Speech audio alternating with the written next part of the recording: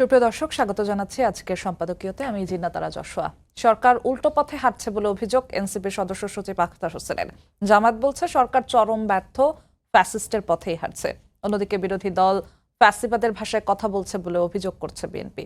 সাম্প্রতিক রাজনীতিতে টানা আলোচনা চলছে প্রধানমন্ত্রীর ভারত সফরে যাওয়া না যাওয়া নিয়ে। সর্বশেষ বিএনপি নেতা রুহুল কবির রিজভী বলেছেন, স্বার্থ ও শর্ত ছাড়া আমন্ত্রণ জানালে ভারত সফরে যাবেন প্রধানমন্ত্রী। সমকালীন রাজনীতির নানা প্রসঙ্গ নিয়ে আমাদের আজকের সম্পাদকীয় কোন পথে হাঁটছে রাজনীতি এ নিয়ে আলোচনার জন্য স্টুডিওতে আছেন নীলোফার চৌধুরী মনি, সংসদ সদস্য বিএনপি, মুজিবুর রহমান মঞ্জু, চেয়ারম্যান এবি পার্টি, এবং মোস্তফা ফিরোজ, সিনিয়র সাংবাদিক। দর্শক, আপনারাও এই আলোচনায় সরাসরি অংশ নিতে পারেন। অংশ নেওয়ার জন্য কল করতে হবে টেলিভিশনের পর্দায় দেখানো নাম্বারে। এছাড়াও ফেসবুকের মাধ্যমে আপনাদের মতামত পাঠাতে পারেন। দর্শক, দেখছিলাম আজকের প্রধান শিরোনাম। যাচ্ছি আলোচনায়। আপনাদের তিনজনকে আরো একবার স্বাগত। আজকের সম্পাদকীয়তে শুরু করতে চাই মুজিবুর রহমান মঞ্জু, আপনাকে দিয়ে। বিরোধী দল এই 6 মাসের মধ্যে বিভিন্ন সময় সরকারের বিভিন্ন বিষয় নিয়ে সমালোচনা করেছেন।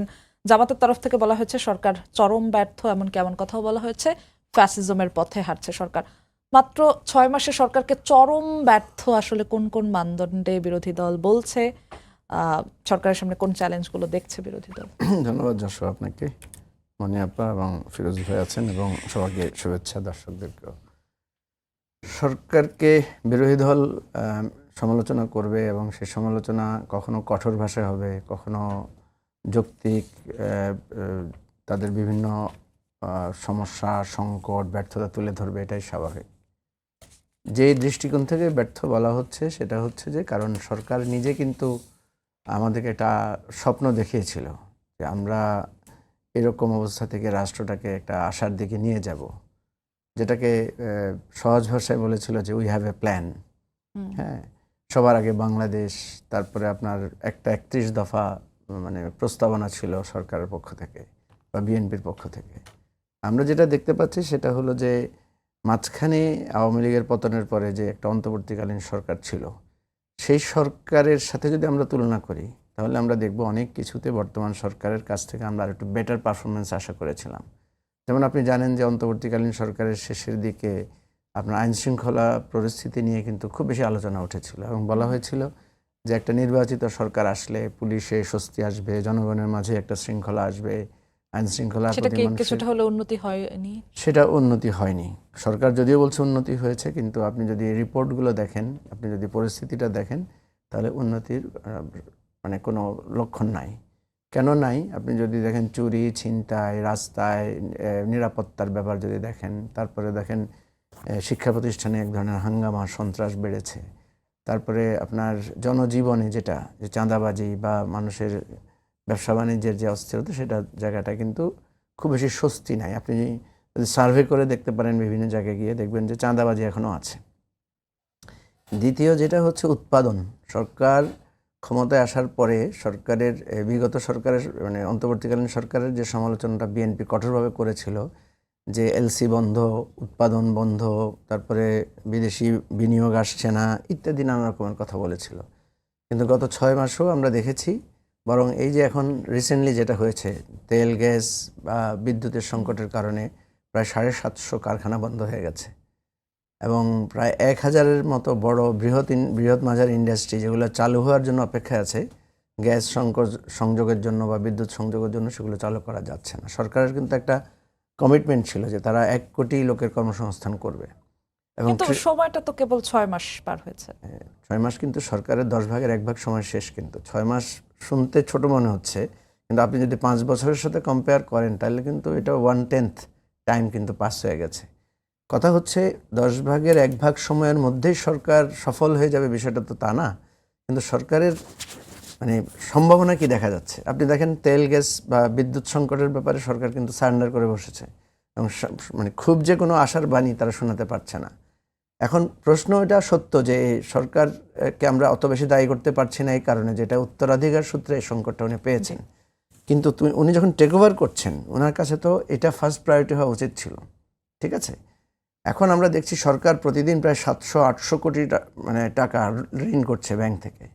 আপনি যদি হিসাব করে দেখেন, সরকার ক্ষমতায় বসার গত 6 মাসে প্রায় মানে 1 লক্ষ কোটি টাকার মতো ঋণ ইতিমধ্যে হয়ে গেছে। তো এই মানে উৎপাদন বন্ধ, কর্মসংস্থান নেই, বরং বেকারত্ব তৈরি হচ্ছে, বিদ্যুৎ গ্যাসের সংকট তো এমন অবস্থায় পৌঁছে যে সরকারের লোকেরাও স্বীকার করছেন। এটা একটা ভালো দিক যে সরকার এই প্রথমবারের মতো তারেক রহমান নিজেই দুঃখ দায়ভার প্রকাশ নিজেরা করছেন। দুঃখ প্রকাশ করছেন।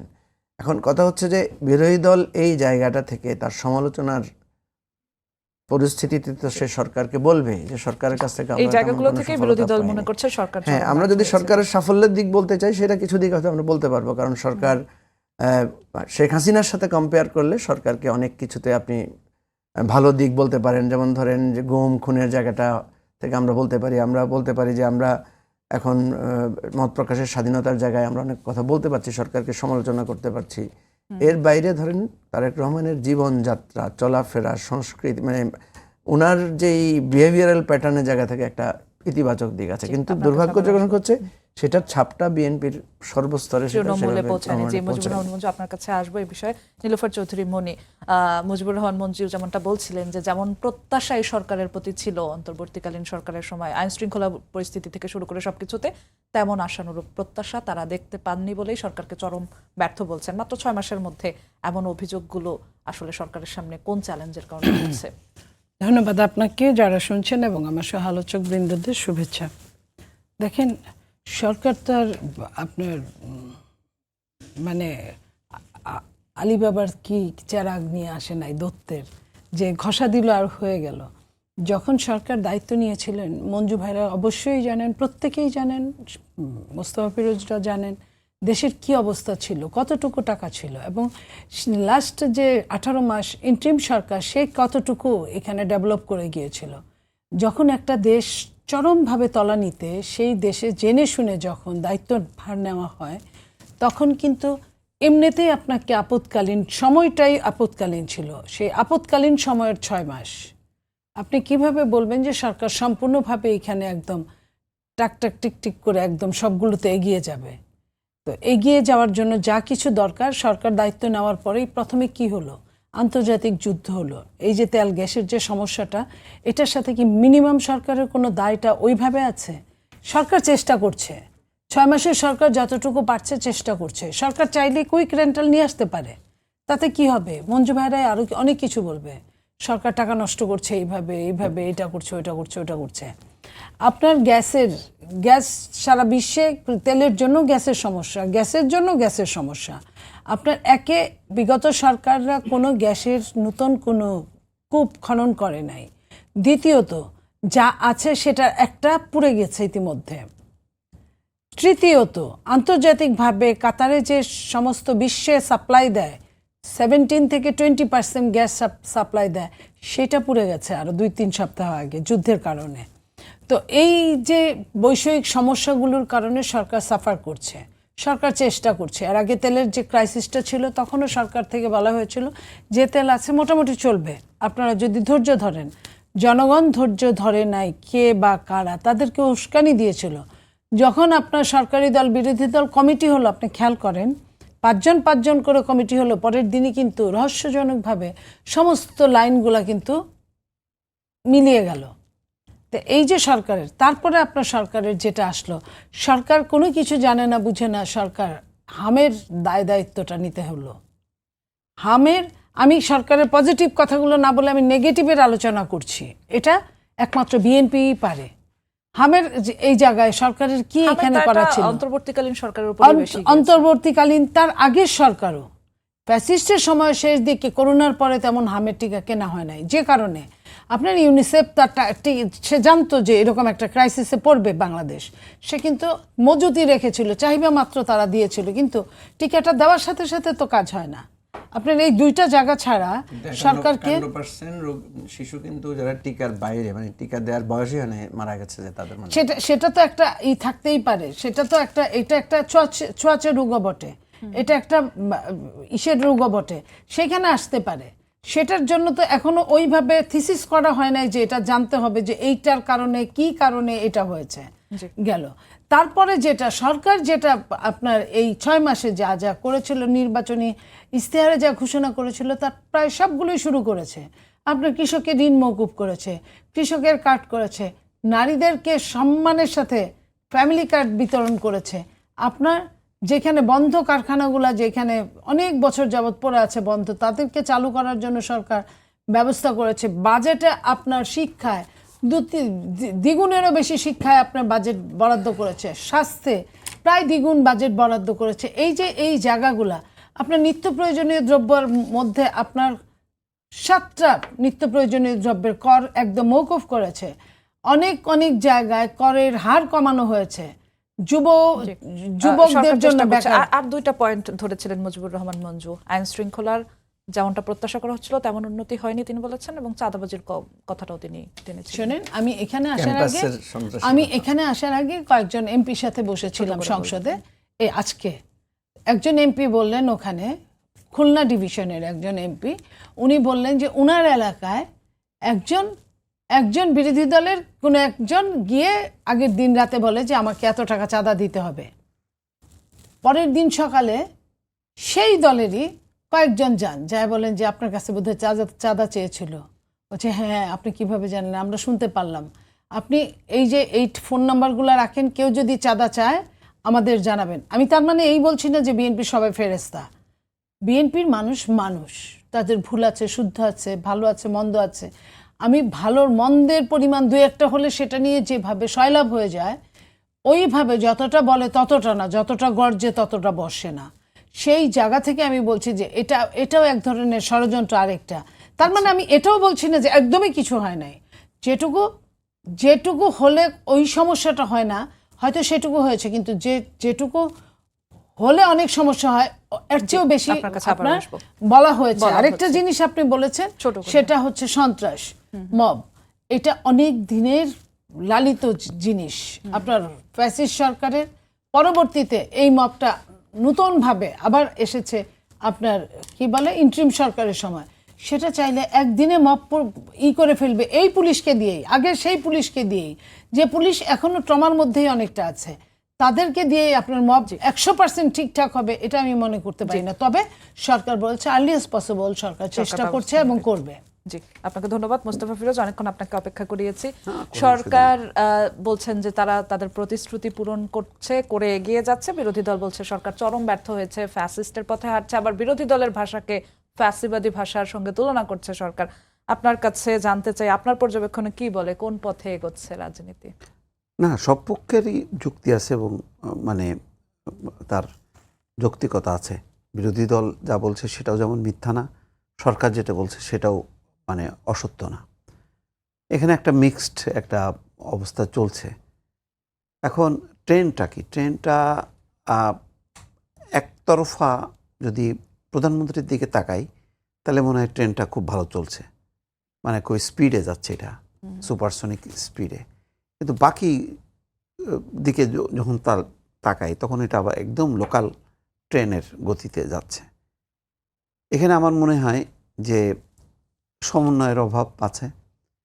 লোকাল পর্যায়ে তৃণমূলে সমস্ত যেই আগের অপকর্মের সিন্ডিকেটগুলি আবার তার মধ্যে ঢুকে যাচ্ছে বিএনপির বা স্থানীয় পর্যায়ের নেতাকর্মীরা। চাঁদাবাজি তো মানে ছিলই, এবং এখন আর রেট আরও বেড়ে গেছে। দুর্বিষহ একটা পরিস্থিতি, কারণ মানুষের অর্থনৈতিক অবস্থা যেহেতু খারাপ, তার মধ্যে যদি আবার চাঁদাবাজির রেটটাও আবার বাড়তে থাকে তাহলে পরিস্থিতি আরও খারাপ হয়। সেই জায়গাটায় আইন শৃঙ্খলার দিক থেকে একদম চরমভাবে ব্যর্থ। খুলনা পুরো অঞ্চল, চট্টগ্রাম অঞ্চলে কোনো আইন শৃঙ্খলা পরিস্থিতি আছে বলে আমার কাছে মনে হয় না। দিনে দুপুরে, আগে ধরেন রাতের বেলায় ফায়ার হতো, এখন দিনে দুপুরে যে কাউকে ফেলে দিচ্ছে। এবং সবচেয়ে বড় কথা হলো যে একটা জায়গাও স্পটে, আমি বারবার বলছিলাম যে কিছু মানে দৃষ্টান্তমূলকভাবে স্পট ফাইট করতে হবে আর কি। কারণ আপনি জানেন যে এই দুর্বৃত্তদের হাতে অস্ত্র আছে এবং তারা মানে সংঘাতে লিপ্ত হচ্ছে। আপনি সেখানে যুদ্ধ করেন, এই যুদ্ধটা কিন্তু সিদ্ধ, আন্তর্জাতিকভাবেও কেউ বলবে না যে এটা মানবাধিকারের লঙ্ঘন। কারণ আমেরিকায় আপনি পুলিশের এখানে অস্ত্র ধরার সাথে সাথে সে গুলি করে দেবে। আমাদের এখানে অহরহ চলতেছে। এই জায়গাটায় কিন্তু আমরা চরমভাবে ব্যর্থ হয়েছি। তো এই জন্য বিরোধী দলের যে পয়েন্টগুলো, সেই পয়েন্টগুলো যেমন অসত্য না, তেমনি আবার সরকার যে চেষ্টা করছে না সেটাও না। যেমন ধরেন এই যে তেল গ্যাসের এই সংকটটা, এটা বোঝাই যাচ্ছিল। এটা বিএনপি থাকলেও আজকে ক্ষমতায় থাকলেও হতো, না থাকলেও হতো। কারণ যেই হারে কুইক রেন্টাল, তারপরে গ্যাসের আভ্যন্তরীণভাবে উৎপাদনের দিকে কোনো মনোযোগ না দিয়ে শুধু স্পট মার্কেট থেকে কেনার যেই প্রবণতা, সেটা ধাক্কা খাইলো এই যে ইরান যুদ্ধের কারণে। এটা বিএনপির জন্য দুর্ভাগ্য, কারণ ইরান যুদ্ধটা যদি না হতো, তেল গ্যাসের সংকটটা যদি না হতো, তাহলে কিন্তু তুলনামূলকভাবে রেমিটেন্সটা এখনও পর্যন্ত ভালো, রপ্তানিটাও একটু কমছে কিন্তু একেবারে ধস নামেনি, এবং মূল্যস্ফীতিটাও কিছুটা কমছে। কিন্তু এর সাথে যদি তেল গ্যাসের পরিস্থিতিটা স্বাভাবিক থাকতো, তাহলে কিন্তু জাম্প দিয়ে উপরে উঠতে পারতো, কিন্তু এটা মানে ভেঙে দিতেছে। কিন্তু আমার কাছে অবাক লাগে সরকার কেন কঠোর হয় না, কারণ চোখ বন্ধ করে বোঝা যায় কোন জেলায় কারা কারা অপরাধ করতেছে, কারা সিন্ডিকেটের মধ্যে ঢুকে চাঁদাবাজি করতেছে, রাহাজানি করতেছে, সব একদম পুলিশের অজানা না। এবং যেটা হচ্ছে কি, আগে পুলিশ মিলে মিশে সব কিছু করত, এখন ঘটনাক্রমে আবার সেই একই পদ্ধতিতে মানে চলছে। যার জন্য এই জায়গাটার থেকে মানুষ যদি পরিত্রাণ পাইতো, তাহলে দেখতেন জিনিসপত্রের দামটা অনেক কমে যেত, মানুষ একটা স্বস্তি পাইতো। আর আপনি এখন যদি 2 বছরে যে ঘোষণাটা আপনি দিয়ে দিলেন তেল গ্যাস, আপনার কোন বিনিয়োগকারী আসবে? বিদেশি বিনিয়োগকারী তো দূরের কথা, দেশের কোনো শিল্পোদ্যোক্তা কোনো শিল্প কলকারখানা স্থাপন করার সাহস পাবে?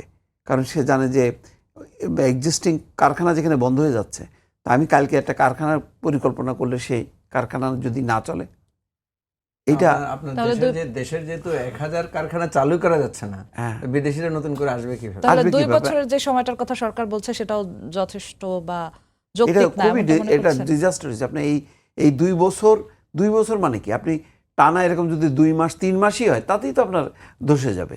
2 বছর তো বিশাল ব্যাপার। আপনার এই 2 বছরের এই সময়সীমা মেনে শিল্প কলকারখানার মালিক বা বিনিয়োগকারীরা কোনো পরিকল্পনা করবে না যে আচ্ছা 2 বছর অপেক্ষা করি, 2 বছর পরে আমরা আসি বিনিয়োগ করতে, ততদিনে অনেক কিছু চেঞ্জ হয়ে যাবে। তো আমি মানে খুবই সারপ্রাইজড হয়েছি যে আপনার শেখ হাসিনার গভর্নমেন্টের অনেক ত্রুটি বিচ্যুতি ছিল, কিন্তু তারা যেভাবে হোক না কেন কেমনি জানি ম্যানেজ করে ফেলতো, বা এইভাবে অ্যানাউন্সমেন্টটা দিত না।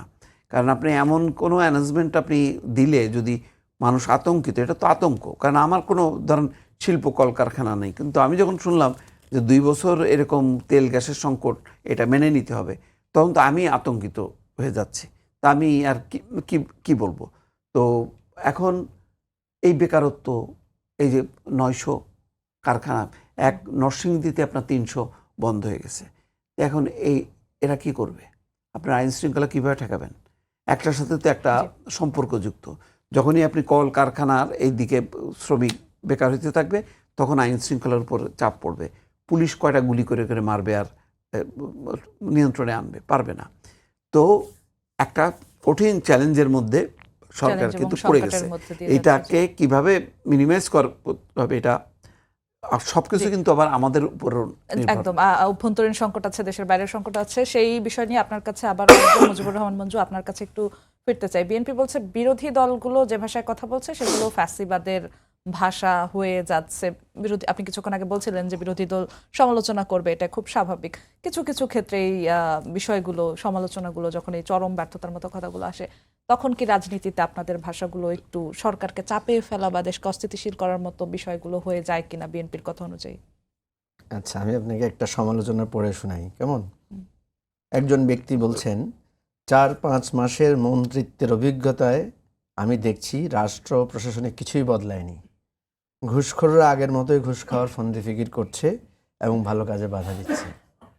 এটা কি প্রশংসা না সমালোচনা, আপনি বলেন? সমালোচনা। কে করেছে সমালোচনাটা? আত্মসমালোচনা করা তো দোষের কিছু না। তাহলে এটা সরকারি দলের মন্ত্রীরা বলছে। হ্যাঁ, অবশ্যই, অনেক ধন্যবাদ। আমি যেটা বলি, এটা পরিবর্তনের ইঙ্গিতই আমরা ধরতে পারি কিনা আত্মসমালোচনা? এটাও তো পরিবর্তন। নীলুফার মনিকে ধন্যবাদ দিচ্ছি, এটা একটা পরিবর্তন, সত্য এটা কথা। পরিবর্তন যে এই জন্য আমি বলছি যে বিরোধী দল সমালোচনা করবে, আপনি নিজেও আত্মসমালোচনা করবেন। ইটস এ কি বলবো, মানে significant change of our politics আমি যদি ধরে নিই। তো কথা হচ্ছে তাহলে আপনি সমালোচনাকে ভয় পাচ্ছেন কেন, বা সমালোচনাকে অসহিষ্ণুতা বা ফ্যাসিবাদের মতো করে মনে করছেন কেন? মনে করার তো কোনো কারণ নাই, যেখানে আপনি নিজে সমালোচনা করছেন, যেখানে আপনি নিজে আত্মসমালোচনা করছেন। আমরা তো সেটাই চেয়েছিলাম। এটা গেল একটা কথা। দ্বিতীয় কথা, দেখেন এখানে আমি দুটো কথা একটু ছোট্ট করে জবাব দিই। একটা হচ্ছে যে মোস্তফা ফিরোজ বলেছেন যে তেলের সংকট, ইরান যুদ্ধ। আপনি দেখেছেন ইরান যুদ্ধের কথা বলে কিন্তু তেলের লাইন, একটা বিরাট লাইন তৈরি হয়েছিল। তো ইরান যুদ্ধ তো এখনো চলমান, এখন তেলের লাইন নাই কেন? এই প্রশ্নটা কি কেউ করেছে যে কেন লাইন নাই? তার মানে হচ্ছে আসলেই পরিস্থিতির আলোকে যে ম্যানেজ করারটা, সেটা সে সময় ম্যানেজ করা যায়নি, ওনারা ম্যানেজমেন্টে ফেল করেছেন। এবং সেখানে কিন্তু এই যে তেলের লাইনটা তৈরি হয়েছিল, আমরা তখনও বলেছিলাম যে এটা একটা চক্র, এই চক্রকে ভেদ করা হয় নাই। আমি আপনাকে এবার আরেকটা জিনিস বলি, যে এই যে আপনি যদি দেখেন যে বিএনপি তাদের 17 দফা, তাদের 31 দফা কর্মসূচির 17 দফা, এই 17 দফাটাই পুরোটাই তারা বলেছিল বিদ্যুৎ জ্বালানি ক্ষেত্রে তারা কি করবেন। দেখেন আমি পড়ে শোনাচ্ছি। প্রথমে বলছেন যে দায় মুক্তি ও কালাকানুন বাতিল করবেন। এই কালাকানুনটা কিন্তু অন্তর্বর্তীকালীন সরকার কিন্তু বাতিল করে দিয়ে গেছে। দ্বিতীয় হচ্ছে ওনারা বলেছেন কুইক রেন্টাল ও দুর্নীতি বন্ধ করবেন। এটা কিন্তু করেন নাই। ঠিক আছে, তাহলে আপনি তো পরিকল্পনা নিয়েছিলেন, করেন নাই কেন? তাহলে এটা তো আপনাকে কেউ অবশ্যই ধরবে যে আপনি তো জানতেনই এই সংকটটা আছে, সেটা করেন নাই কেন? আমদানি নির্ভরতা হ্রাস ও দেশীয় সম্পদ আহরণ, 6 মাসে দেশীয় সম্পদ আহরণের ব্যাপারে কোনো তড়িৎ পদক্ষেপ নেওয়া হয় নাই। হ্যাঁ, আমরা সমালোচনাটা কেন করছি? সমালোচনাটা করছি যে আপনার একটা হচ্ছে যে আপনার আওতার বাইরে, এটার ক্ষেত্রে কোনো আপত্তি নাই, কারণ আপনার টোটাল 95% আমাদের জ্বালানি আমদানি করতে হয়। দ্বিতীয় হচ্ছে মানে আওয়ামী লীগ এখানে একটা বিরাট ধরনের মাফিয়া চক্র তৈরি করে দিয়ে গেছে। তাহলে আপনি তো সেটা জানেন, জানার কারণে আপনি নিজেই বলছেন সীমাহীন দুর্নীতি লুটপাট বন্ধ করা হবে। বলেন, কোনো নিউজ আসছে আপনাদের কাছে যে এই সীমাহীন লুটপাট বন্ধ বা দুর্নীতির বিরুদ্ধে কোনো ব্যবস্থা নেওয়া হয়েছে? যারা আমাদের এই মাফিয়া চক্র করেছে তাদের কাউকে এটার জন্য পানিশ করা হয়েছে? নাই। আমাদের সমালোচনা সেখানেই, আপনি যেটা করতে পারতেন, যেটা আপনার করার প্রতিশ্রুতি ছিল, আপনি জানেন, সেটা কেন করেন না? এটাই আমাদের জিজ্ঞাসা, অন্য কিছু না। জি। আরেকটা কথা আপনাকে বলি, সেটা হচ্ছে যে দেখেন এই যে হামের মৃত্যুর কথাটা আসছে, একটু ছোট অন্যকে দায় দেওয়াটা তো খুব সহজ, কোনো অসুবিধা নেই, অবশ্যই দায় আছে, কিন্তু আপনি যখনই দায় দিবেন আপনার উপরে দায়িত্বটাও আছে। আমরা বারবার বলেছি, আপনি যদি মনে করেন বিগত সরকারের কারো অবহেলার কারণে এটা হয়েছে, তাদেরকে জিজ্ঞাসাবাদ করেন, তাদেরকে পার্লামেন্টে ডাকেন, তাদেরকে পাবলিকের কাছে এক্সপোজ করেন। সরকার তো সেটা করে নাই, বরং আমরা রিপোর্টে দেখছি যে মৃত্যু যা হয়েছে হামে, তার 51% হয়েছে তাদের যাদের হামের টিকা দেওয়ার বয়সই হয় নাই। তাহলে এখানে আমাদের কোনো মেডিকেল ফেলিওর আছে কিনা সেটা তো আপনাকে জবাবদিহিতার মধ্যে আনতে হবে। আমি মূল কথা যেটা বলতে চাই, এই যে দোষারোপের রাজনীতি বা আমি এই দোষ দিলাম উনি জবাব দিলেন, বিষয়টা এমন না। বিষয়টা হচ্ছে আমাদেরকে একটা নতুন ডাইমেনশনে যেতে হবে। আমি এখনও বলি যে সরকার যে 31 দফা প্রতিশ্রুতিগুলো দিয়েছিল, কিছুই লাগবে না, বিরোধী দলের কোনো কথাও লাগবে না। ওনারা 31 দফা অনুসারে যদি চলে তাহলে কোনো, আমি আপনাকে এখানে প্রমাণ দিতে পারবো সরকারের 31 দফার অন্তত 8-10টা দফা আছে, পুরোটাই উল্টা হাঁটছে সরকার এবং কোনো প্রতিশ্রুতি সে রক্ষা করছে না। জি, আপনার কাছে আবার আসবো নীলুফার চৌধুরী মনি। সরকারকে আসলে এই পুরোটা উল্টো হাঁটছে কিনা? আর ফিরোজ ভাই একটি কথা বলছিলেন যে সরকার অনেক কিছু জানে তৃণমূল পর্যায়ে কোথায় কি হচ্ছে, তারপরে সরকার কেন কঠোর হচ্ছে না সেটা নিয়ে বিষয় প্রকাশ করছেন। এটা নিয়ে একটু ছোট করে বলুন। দেখেন মঞ্জু ভাই যে কথাটা বললেন যে হামের দায়িত্ব নিয়ে সরকার কেন এটা বলছে না, ধরছে না তাদেরকে, এই জায়গাটায় আপনি মনে করেন যে বিরোধী দল ছায়া সরকার, বিরোধী দল চুলচেরা বিশ্লেষণ করে। আপনি বলেন তো কয়দিন মহান জাতীয় সংসদে বিরোধী দল এটা নিয়ে কথা বলেছে? কয়দিন আপনার যে এই যে পাইপলাইনে তেলটা যে থাকার কথা সেটা ছিল না ইন্ট্রিম সরকারের সময়? ইন্ট্রিম সরকারের কি সমস্যা ছিল?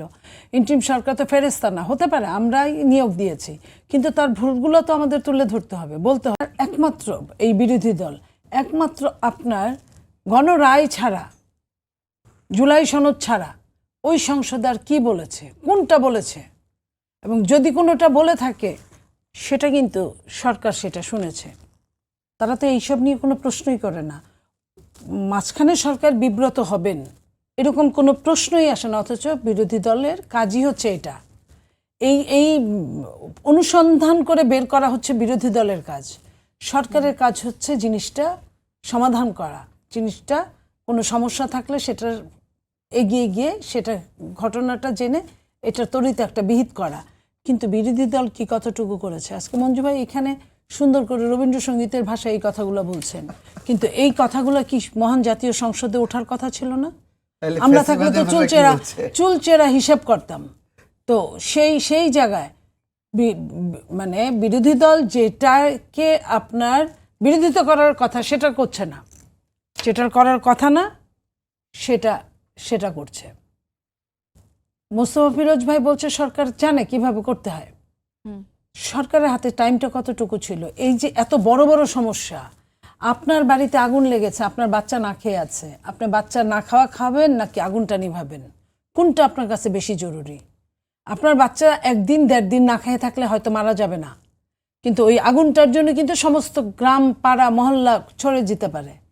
তো আপনার কোনটা বেশি জরুরি কাজ? তো সরকার এই দায়িত্ব পাওয়ার পরে রাষ্ট্রের যতগুলো কাজ করেছে এগুলো সব আগুন নিভানোর কাজ করছে এখন পর্যন্ত। সেই আগুন নিভানোর কাজের মধ্যে আপনার কোনো টাকা নাই, সেই টাকা আবার যদি কাগজে ছাপায়, আর আগের সরকার সবাই কাগজে ছাপায় আপনার এই যে মুদ্রাস্ফীতি বাড়াইছে, যে কথাটা ফিরোজ ভাই বললেন যে মুদ্রাস্ফীতি কমেছে আগের চেয়ে, মূল্যস্ফীতি কমেছে আগের চেয়ে। তো এই মূল্যস্ফীতি এবং মুদ্রাস্ফীতি কিন্তু ওতপ্রোত সম্পর্কযুক্ত সবগুলোই।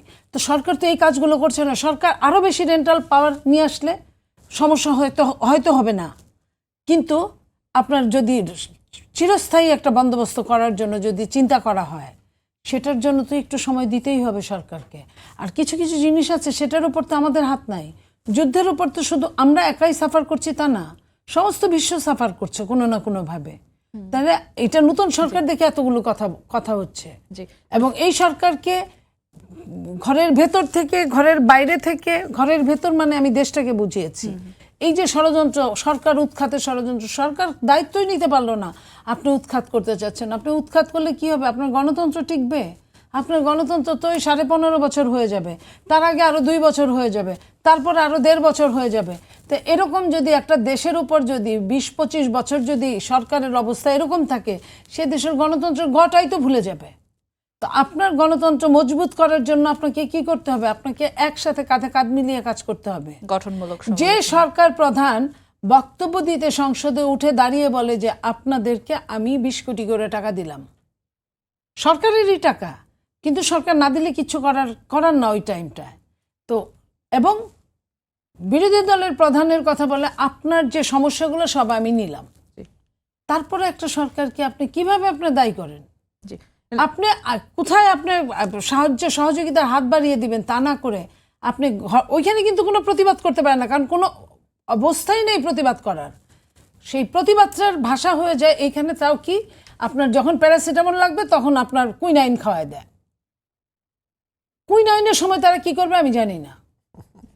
জি, একটু কঠিন কথা বললাম। নীলুফার চৌধুরী মনি, আপনার কাছে জানতে চাই, আজকে আপনারা সংসদে সরকার দলীয় সভা হয়েছে, আমরা জানি আগামীকাল রাষ্ট্রপতি নির্বাচনের সময় মির্জা ফখরুল ইসলাম আলমগীর রাষ্ট্রপতি হওয়ার একদম দ্বার প্রান্তে আছেন।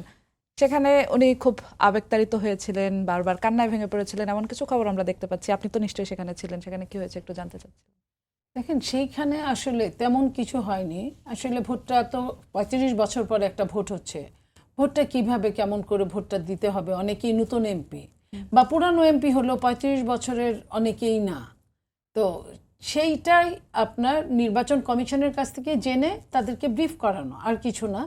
আর ওখানে মাননীয় প্রধানমন্ত্রী সভাপতি হিসেবে বক্তব্য রেখেছেন, আর বিদায়ী মহাসচিব উনি বক্তব্য রাখতে গিয়ে উনি আবেগে আপ্লুত হয়ে গেছেন। এটাই স্বাভাবিক, কারণ উনি এত মিশে গিয়েছিলেন মানে দলের সাথে, দেশের সাথে, আন্দোলনের সাথে, যে ওনার প্রত্যেকটা মুহূর্তে ওই কথাগুলো মনে পড়ছিল। উনি কোনো কথাই একদম লাইনটা শেষ করতে পারছিলেন না, তার আগেই আবেগতাড়িত হয়ে যাচ্ছিলেন। এটাই অতি স্বাভাবিক একজন মানবিক মানুষের জন্য, যে এত বছরের একটা জার্নি সেইখান থেকে চলে যাচ্ছেন, যেখানে হয়তো বা কথা কম বলার জায়গা, এই পরিবেশটা তো উনি পাবেন না। তো সেই কারণে এই কথাগুলো তার মনে হচ্ছিল যে এটা বিদায়, কারণ তাকে নিরপেক্ষ হতে হবে। তো নিরপেক্ষ একজন মানুষ এতদিন একটা দল করলেন, দলের সর্বোচ্চ মানে জায়গাটাই উনি ছিলেন, সেই জায়গায় আপনার চলে যাচ্ছেন, পরের দিন থেকেই তার আরেকটা জার্নি, সেটা মনে করে সে তার আবেগ আপ্লুত হচ্ছিলেন বারবার। জি, আপনাকে ধন্যবাদ। মোস্তফা ফিরোজ, আপনার কাছে আসতে চাই, ভারতে প্রধানমন্ত্রীর ভারত সফর প্রসঙ্গে আসতে চাই। এই বিষয়টি নিয়ে এখন একদম রাজনীতিতে সবচেয়ে বেশি আলোচনার বিষয়। আজকে রিজভী যেমনটি বলেছেন যে শর্ত বা স্বার্থ থাকলে বাংলাদেশ এগোবে না। আপনার কাছে একটু জানতে চাই যে বাংলাদেশের এই মুহূর্তে সিদ্ধান্তটা আসলে কেমন হওয়া উচিত। আরেকটি বিষয় জানতে চাই যে কূটনীতিতে স্বার্থহীন বন্ধুত্ব বলে আদৌ কিছু থাকে কিনা? না, থাকে না। এটা তো বাংলাদেশের পয়েন্টটা আগে যেটা হয়েছে একেবারে একতরফা ছিল, এখন আর একতরফা নেই। কিন্তু একতরফা নেই বলে এটা যুদ্ধ ঘোষণা করার মতন কিছু না। এটা কূটনীতিতে আপনাকে কখনো আপনাকে একটু মাথা নোয়াইতে হবে, আবার কখনো মাথা উঁচু করতে হবে। এই চেক অ্যান্ড ব্যালেন্সটা রাখতে হবে। ভারত এমন একটা প্রতিবেশী, এই প্রতিবেশীর সাথে আপনার সব সময় কোনো না কোনো বিষয় নিয়ে আপনাকে ঠুকাঠুকি থাকবেই। সীমান্ত থেকে শুরু করে, বাণিজ্য থেকে শুরু করে, আপনি কখনোই একদম মানে নির্মল সুন্দর পরিবেশ পাবেন না। তো এইটা মাথায় রেখে প্রধানমন্ত্রী অবশ্যই ভারত সফর করা উচিত। কারণ আপনি যে পয়েন্টটা রেজ করছেন এটা খুব ভ্যালিড পয়েন্ট। এইটাই তো আপনি অন্য পক্ষকে আপনি চাপে রেখে আপনি ব্যাটিং করবেন। আপনি ব্যাটিংই করবেন না, বলবেন যে না আমি খেলতেই নামবো না, তাহলে হবে না। আপনাকে চাপে রেখে ব্যাটিংটা করতে হবে। ব্যাটিংটা করতে হবে এই কারণে, কারণ শেখ হাসিনা ইস্যুতে আমাদের ভাগ্য, আমাদের এত মানে দুই প্রান্তেরই মানুষের ভাগ্য মানে অনিশ্চিত হয়ে যাবে বা দুর্দশার মধ্যে পড়বে, এটা আমরা কেউ মানতে পারি না। দেখেন আজকে একটা দুর্ভাগ্যজনক একটা ঘটনা ঘটলো, তাই না? যে 9 জন বাংলাদেশি মারা গেল কলকাতায়, সব চিকিৎসার প্রার্থী ছিল। তো এটা তো গেছে, তো চিকিৎসার জন্যই তো গেছে, তাই না? তার মানে সেখানে যাচ্ছে, সেই ডিমান্ডটা এখনো আছে। তা আপনি সেটা আপনি বন্ধ করবেন কিভাবে? বন্ধ করা উচিত না। আমাদের দিক থেকে আমরা আমাদের সোচ্চার বক্তব্য রাখতে হবে যে ভারত তুমি অন্যায় করতেছো, একটা দণ্ডপ্রাপ্ত ফাঁসির আসামিকে তুমি আশ্রয় দিচ্ছ, প্রশ্রয় দিচ্ছ এবং মদত দিয়ে বাংলাদেশের বিরুদ্ধে কথা বলাচ্ছ, এটা অন্যায় করতেছো। এটা একদম মুখের পরে যে বলে আসতে হবে। এখানে আমার দেশের টেরিটরিতে বসে আমি বললে হবে না, সামনে যে বলে আসতে হবে যে এই অন্যায় করতেছো আর আমি এই জিনিস চাই। আগে তো এই চাওয়া পাওয়ার বিষয়টাই বাংলাদেশ কখনো বলতে পারেনি। প্রধানমন্ত্রী অত্যন্ত সাহস এবং তার এই ব্যাপারে ডেডিকেশন আছে। এই ব্যাপারে আমি বিশ্বাস করি যে উনি যাবেন এবং বাংলাদেশের পক্ষে যে সমস্ত ন্যায্য কথা সেগুলি তিনি বলে আসবেন এবং এটা বলতে হবে। কারণ এটা যদি না বলে আপনি যদি থামাই দিতে পারেন না, কারণ এর চেয়েও চরম খারাপ অবস্থার মধ্যে আমরা যদি বিশ্ব পরিস্থিতির কথা চিন্তা করি, ইরান যুক্তরাষ্ট্র বসছে, আলোচনা হচ্ছে, তাই না? তা আরও এরকম বহু মানে ঘটনা আছে। এখানে তো এমন না যে ভারতের সাথে আমাদের যুদ্ধ চলতেছে। ভারত একটা স্টুপিটি কাজ করতেছে, সেটা হলো শেখ হাসিনাকে এইভাবে আশ্রয় দেওয়ার কোনো দরকার ছিল না। একটা গণ অভ্যুত্থানে একটা উৎখাত হয়ে যাওয়া একটা উচ্ছিষ্ট জিনিসকে এইভাবে দেওয়া, এটা ভারতের রাজনীতি যে কত দেউলিয়া সেটা প্রমাণ করে। তো সেটা আমাদেরকে বারবার বলতে হবে। কিন্তু তাই বলে রাষ্ট্রের সাথে রাষ্ট্রের যে সম্পর্ক, যাওয়া আসা, আদান প্রদান, এটা বন্ধ করা যাবে না। এটা করলে মানে বড় কূটনীতির জায়গাটা হলো সবসময় একটা অনেক বড় আসপেক্ট, সেই জায়গাটা আমাদেরকে চালু রাখতে হবে। জি, আপনাকে ধন্যবাদ। মুজিবুর রহমান মঞ্জু, আপনার কাছে একই প্রসঙ্গে আসতে চাই। প্রধানমন্ত্রীর ভারত সফর নিয়ে বিভিন্ন সময় আমরা শুনেছি বিরোধী দলের অবস্থান, আপনার থেকে শুনতে চাই বিরোধী দলের কি অবস্থান, বিরোধী দল কি চায়? আমার প্রশ্ন হচ্ছে ভারতের কাছে যে বাংলাদেশের প্রধানমন্ত্রী তার কাছে কে? তারেক রহমান নাকি শেখ হাসিনা?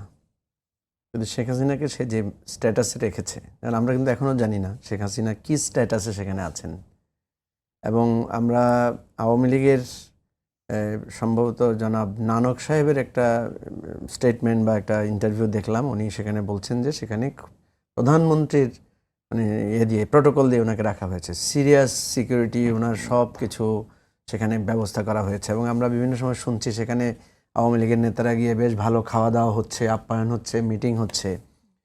সুতরাং ভারতের এই জায়গাটা তো স্পষ্ট করতে হবে। আমরা দিবু ভাই যেটা বললেন যে ঠিক আছে আমরা আমাদের সম্পর্ক চাই, আমরা অবশ্যই প্রতিবেশীর সাথে সুসম্পর্ক রাখবো, কিন্তু আমাকে ওটা মনে রাখতে হবে কূটনীতির ভাষাটা কিন্তু আলাদা। কূটনীতিতে আপনি আমার সাথে কী ধরনের আচরণ করছেন আমাকে কিন্তু সেটা হিসাব করেই আচরণটা করতে হবে।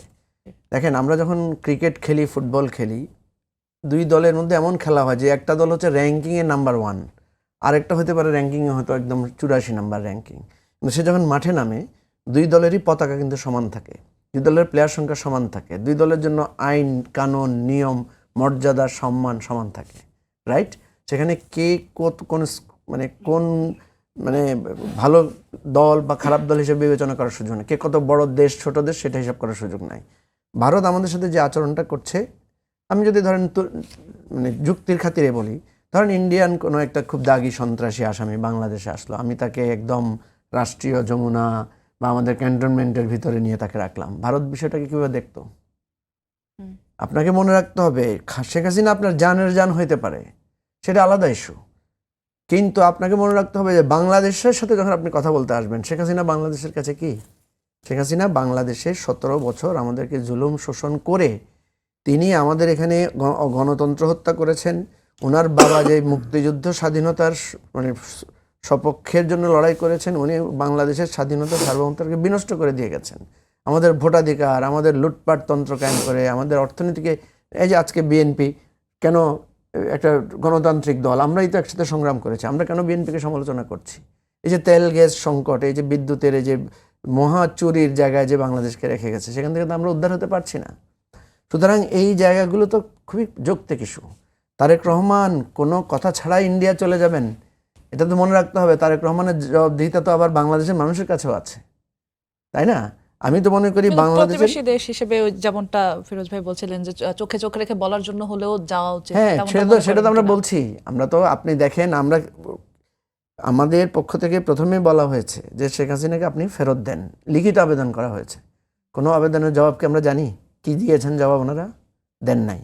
দ্বিতীয় বলা হয়েছে যে উনি যাতে ওখান থেকে বসে কোনো ধরনের উস্কানি তৈরি না করেন, আপনার চেক দেন, খেয়াল করেন। উনি তো আপনাদের নিয়ন্ত্রণে আছে, করেছেন? করেন নাই। শেখ হাসিনা রীতিমতো হুমকি দিচ্ছে, রীতিমতো আজে বাজে কথা বলছে, রীতিমতো আরও মানে আমাদের শরীরে লাগে মতো। ভাই আপনি একটা মানুষ, আপনি বলতেছেন আমি আবার সুযোগ পেলে তোদেরকে আরও খাবো, আগে তো তোদেরকে মারছে, এবারে আমার এমন মারা মারবো আর জীবন উঠতে পারবে না, এই ধরনের কথা বলে যাচ্ছেন। তৃতীয়ত হচ্ছে উনি একটা ওখানে মিটিং করবেন 5ই আগস্টে, আরও কোন দিন, সেন্সিটিভ ডেতে। ইন্ডিয়া আমাদের সাথে কি করলো? ইন্ডিয়ান পররাষ্ট্র নীতি বললো যে এটা একটা বেসরকারি উদ্যোগ, আমাদের কিছু করার নাই। পরে আমরা দেখলাম ওই মিটিংয়ের মধ্যেই যারা উদ্যোক্তা তারা বলছেন যে ওনাকে আমরা সশরীরে হাজির করতে পারি নাই, ওনার ভিডিও কলও করতে পারছি না, ডিউ টু এখানে গভর্নমেন্টের একটা রেস্ট্রিকশন আছে। তাহলে গভর্নমেন্ট তো তাহলে ইনভলভ, আপনি এটা করতে পারবেন, এটা করতে পারবেন না, আপনি তো সেখানে নিশ্চয়ই ইন্টারফেয়ার করেছেন। তাহলে আপনি যে মিথ্যা কথাটা বললেন যে আপনি কিছুই জানেন না বা আপনার কিছু করার নাই, এটা তো সত্য না। তাহলে এই রকম করে আপনি আবার আমাকে বলছেন যে আপনাকে গালা রিসেপশন দেওয়া হবে, তারেক রহমান আপনি আসেন।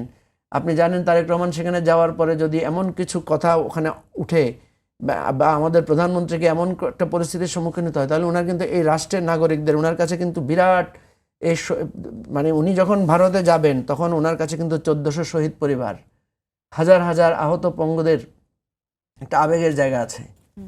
আরো কথা বাদ দেন, একটা সিম্পল ইস্যু, একটু ছোট করে এই যে আপনার এই আমাদের শহীদ ওসমান হাদির খুনিরা ওখানে আছে, তাদের কাছে গ্রেফতার আছে। সরকার তো এটা বলেছে যে যেটা দীপু ভাই বললেন যে মুখে মুখে বলার জন্য, মুখে মুখেই তো বলেছে যে এদেরকে ফেরত দেন, এদেরকে প্রত্যার্পণ এই কারণে আপনারা মনে করছেন যে না যাওয়াটা না?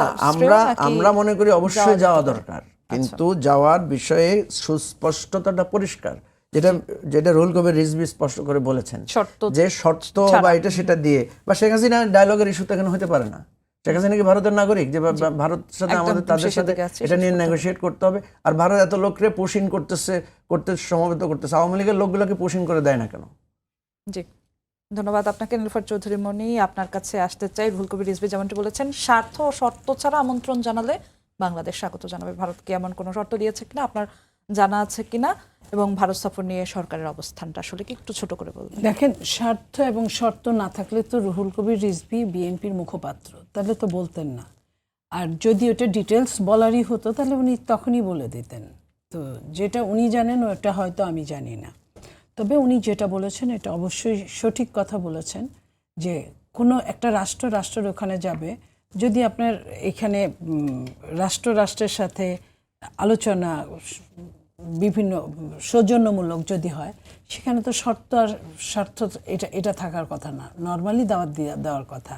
আর শর্ত যদি দিয়েই থাকে, এটাও তো সত্যি কথা যে 5 তারিখ এটা কিন্তু একদম সেনসিটিভ একটা জায়গা, সেই দিনই, এবং শুধু তাই না, এটা জানান দিয়ে কিন্তু বক্তব্যটা দেওয়া হয়েছে।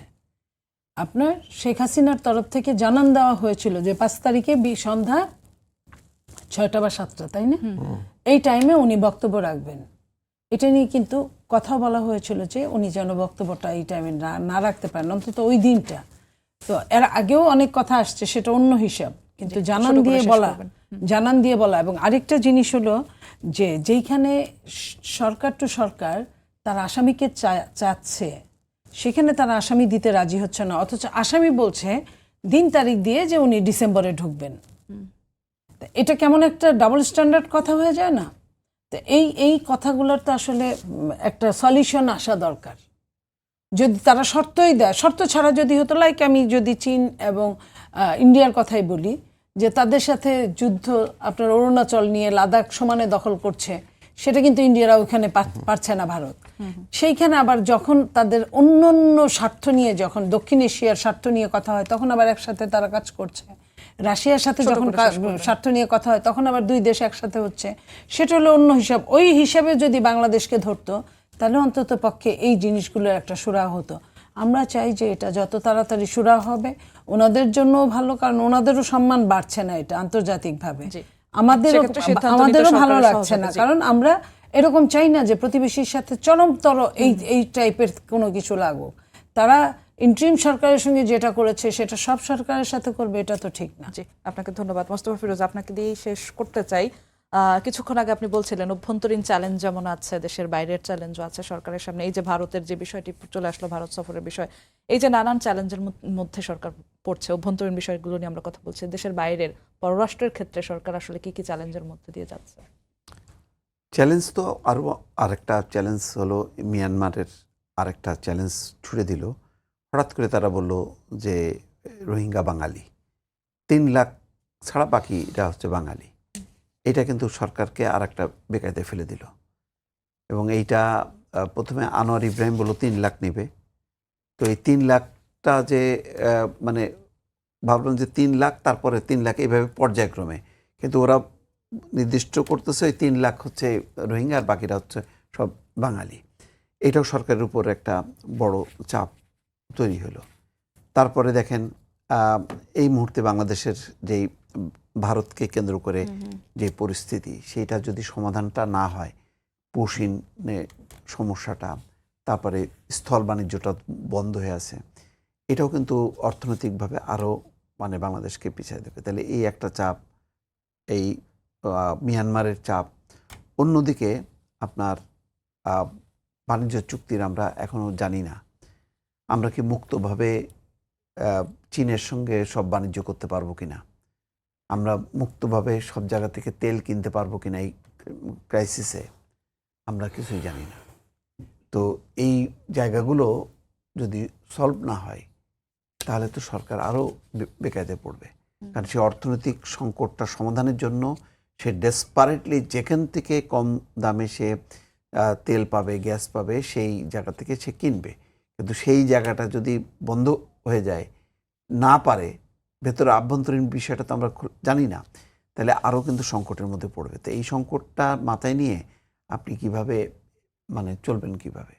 তারপরে দেখেন আভ্যন্তরীণভাবে তারেক রহমান যেভাবে মিতব্যয়িতার বিষয়টা এনশিওর করতেছে, সব জায়গায় কি তাই হচ্ছে? সব জায়গায় কিন্তু তাই হচ্ছে না। তো সেইটা এখন প্রধানমন্ত্রী চলতেছে একদিকে, বাকিরা চলবে আরেক দিকে, উল্টো পথে, তাহলে তো হবে না। কারণ আপনি আমি যেটা আবারও বলি যে অন্তত দলকে কন্ট্রোল করতে গেলে আপনার শুধু সাংগঠনিক ব্যবস্থা নিলে হবে না, তাদেরকে রীতিমতো আইনগত ব্যবস্থা নিতে হবে এবং দৃষ্টান্তমূলক কিছু অ্যাকশানে যদি আপনি না যান বড় পর্যায় থেকে, তাহলে আপনি কিন্তু কন্ট্রোল করতে পারবেন না। দল কিন্তু এটা পরে ভয়ঙ্কর অবস্থা দাঁড়াবে। তো এতগুলো চ্যালেঞ্জ, এগুলি আপনার আভ্যন্তরীণভাবে দলের ভেতর থেকে চ্যালেঞ্জ, যাই বলেন না কেন, মির্জা ফখরুল ইসলাম আলমগীর একটা লম্বা সময় দলের সাংগঠনিক কাজের দায়িত্ব ছিলেন এবং 30 সেকেন্ড নারী শেষ করতে নক্ষত্র সব জানতেন।